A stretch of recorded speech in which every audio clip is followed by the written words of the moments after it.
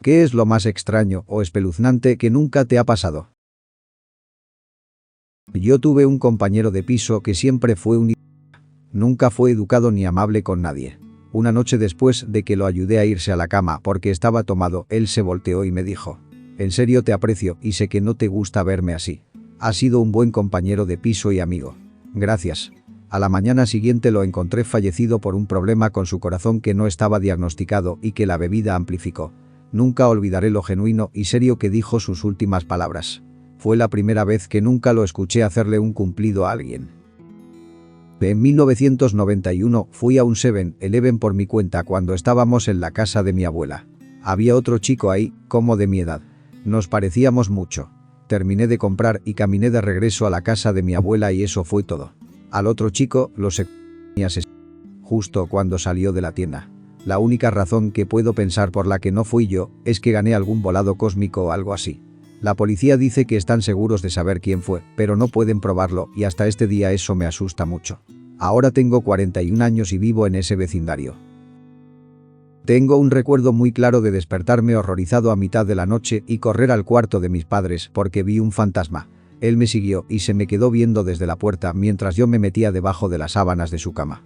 Nos vimos el uno al otro por unos minutos y luego se fue. Estaba tan agitado que me quedé despierto el resto de la noche hasta que mis padres se despertaron en la mañana. Ya de adulto me di cuenta que ese no era un fantasma, sino alguien que se había metido a nuestra casa a mitad de la noche.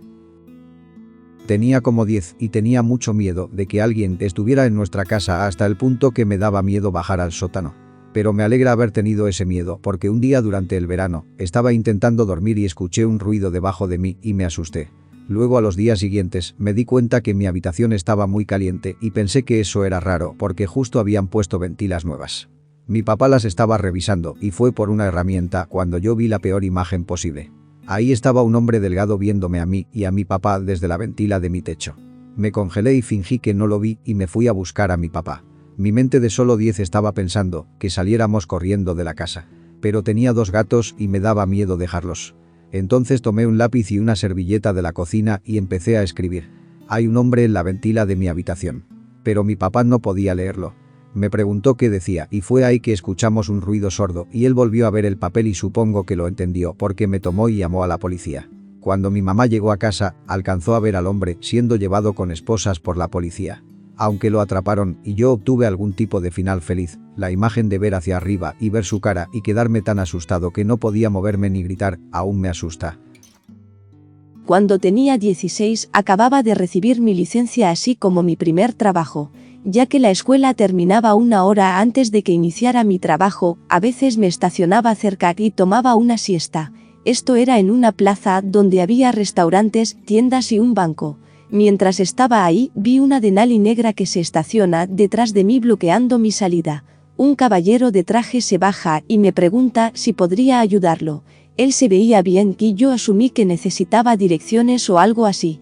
Él me empezó a explicar que su esposa y él iban a firmar por un préstamo en el banco para poder comprar un bote, pero ella estaba atorada en una reunión y no podría llegar.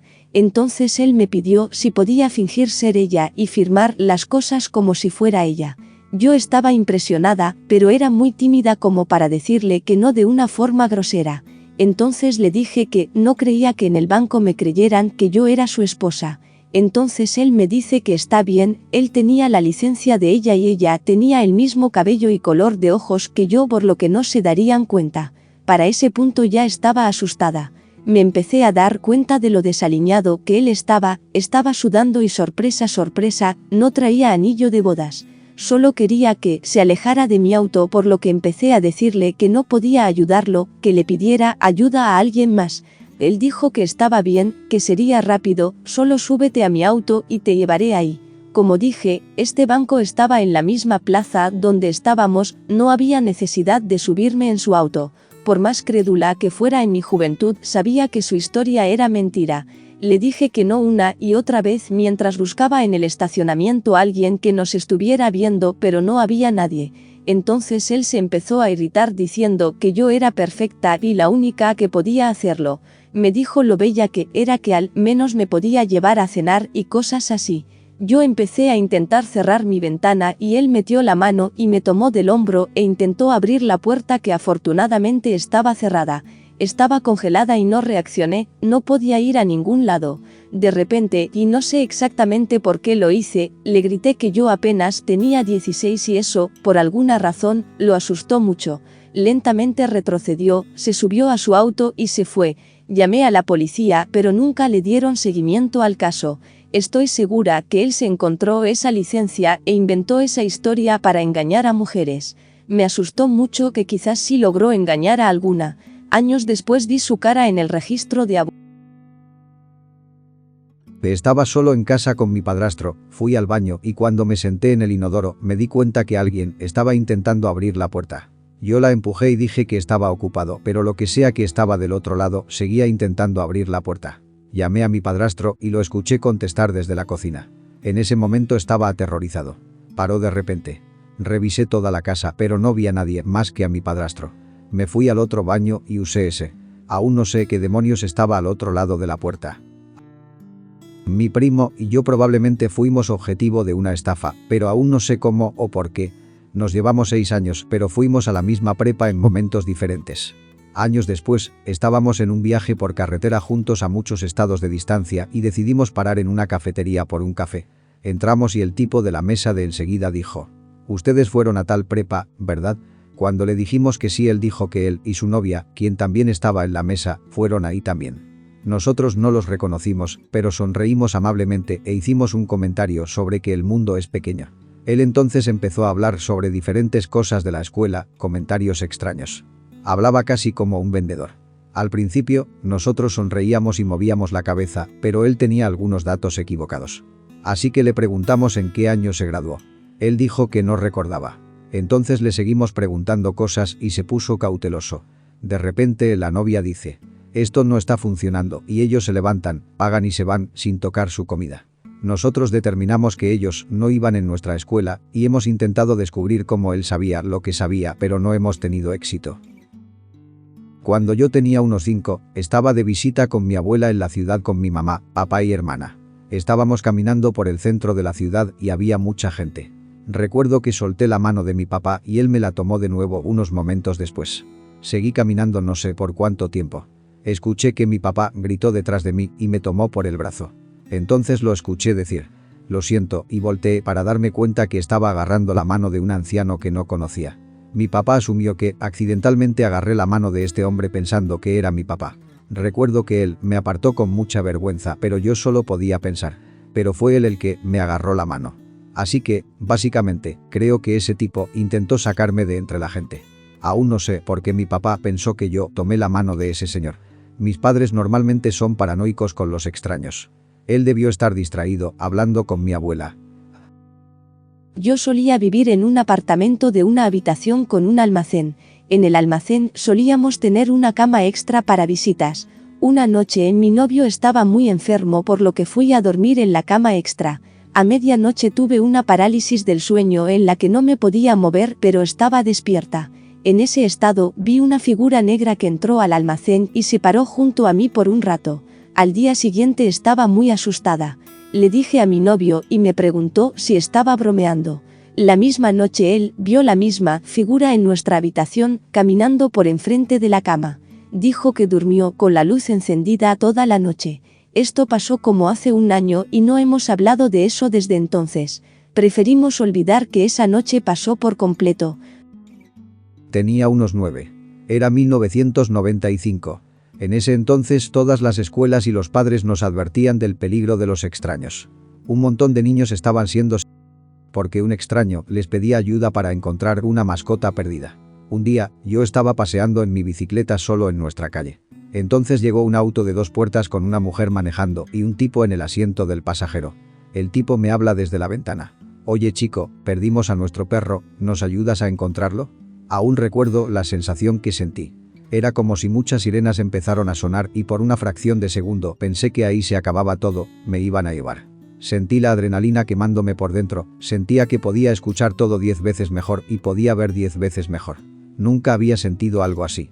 Me bajé de mi bicicleta, le di la vuelta, jalándola de la llanta de enfrente y me fui a casa. Estaba temblando y lágrimas caían por mi cara aunque no estaba llorando. Llegué a casa y le dije a mi mamá lo que pasó. Ella llamó a la policía, pero nunca supe si los atraparon. Una tarde, por alguna razón, pensé en una persona con la que fui a la universidad pero que no había visto en 30 años. Entonces decidí buscar su nombre para ver qué ha sido de su vida y encontré su obituario. Lo habían publicado ese mismo día. Si lo hubiera buscado un día antes, nunca me hubiera enterado que falleció. Cuando tenía 14, justo nos habíamos mudado a otro estado. Mi cama solo era un colchón en el suelo. Enseguida de mi cama estaba un reloj que tenía números luminosos gigantes. Me recosté en mi cama, puse la cabeza en la almohada y miré el reloj. Eran las 10:24. Parpadeé, literalmente parpadeé. Y el reloj decía las 10:24, pero ya era de mañana. Entraba luz por la ventana. Juro que no dormí, literalmente parpadeé y ya eran 12 horas después exactamente. Pasé el resto del día muy cansado, como si hubiera estado despierto toda la noche. Todo lo que sé es que me acosté, parpadeé y ya era de mañana. Cada vez que escucho esas teorías conspirativas sobre saltos en el tiempo y agujeros de gusano, siempre me pregunto si eso es lo que me pasó a mí. Pero es, por lejos, lo más extraño que me ha pasado nunca. Estaba solo en casa, recostado en el piso de mi sala con la mirada perdida en el techo. Escuché que mi madre gritó en el garaje. Corrí pero ella no estaba ahí. Corrí fuera de mi casa. No había ni una persona. Sonó como mi mamá 1000%. Me estremeció porque se escuchó muy crudo y animalista. Le llamé por teléfono enseguida. Ella contestó y le pregunté si estaba bien. Ella me dijo que sí lo estaba y me dijo que espere un momento mientras estacionaba en el estacionamiento de un negocio.